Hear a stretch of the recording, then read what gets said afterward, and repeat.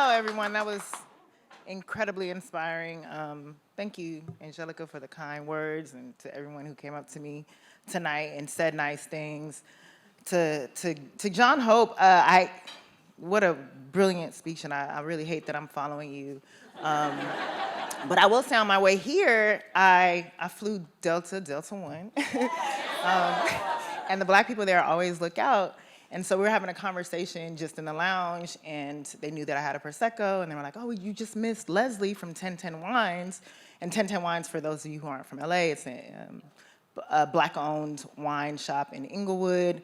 Beautiful spot, and we don't really get spots like that in that area, so it really stands out, and it's gorgeous. And she was like, the Delta One, she calls herself a brand ambassador, but she works, in Delta One. That was not shade. She really, she calls herself that. And so she was like, I know John Hope, and I saw Leslie, and I introduced them, and I was like, you need to know, you're a black-owned business.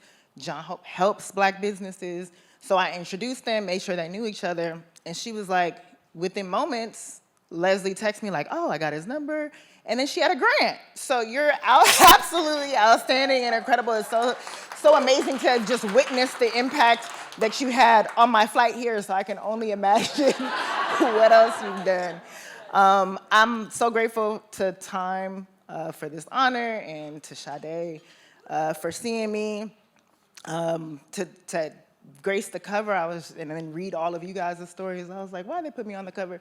But if it helps, if people see me and it helps to shine a light on your stories, then, I've served my purpose. And I'm a little bit annoyed because I didn't know that I would be right next to closing the racial wealth gap. So I got a couple texts from cousins like, how you closing the family wealth gap? So that's a personal problem. It's on me, never mind.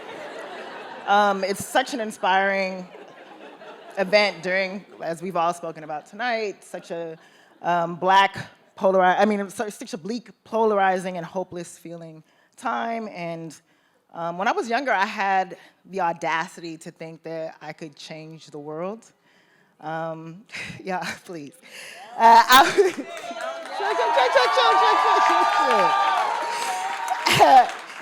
In my defense, I was new to it, and so many of the problems I saw or heard about, poverty, war, homelessness, hunger, racism, sexism, all of them seemed so easy to fix. I was just like, people just need to do better by each other. That's what I thought. If enough people care to change something, then it'll change.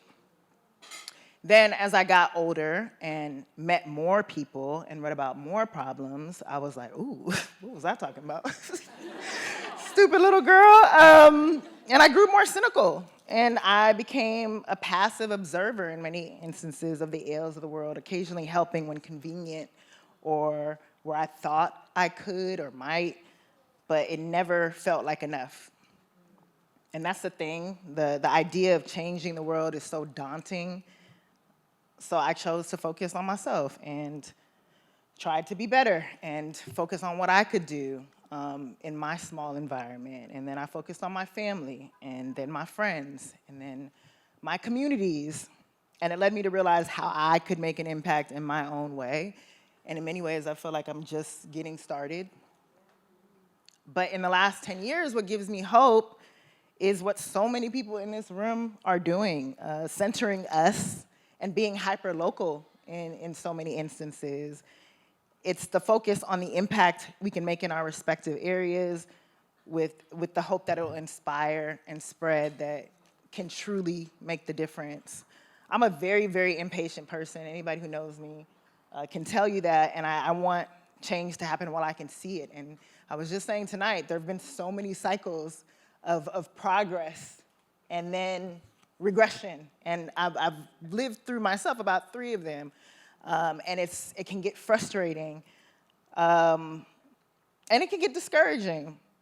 But reading honestly about all of the work that you guys are doing in this room, it makes me recognize what's possible And I'm truly grateful to be surrounded by people who want to do better by one another. So I thank you all so much for inspiring me to do the same. And thank you all for tonight.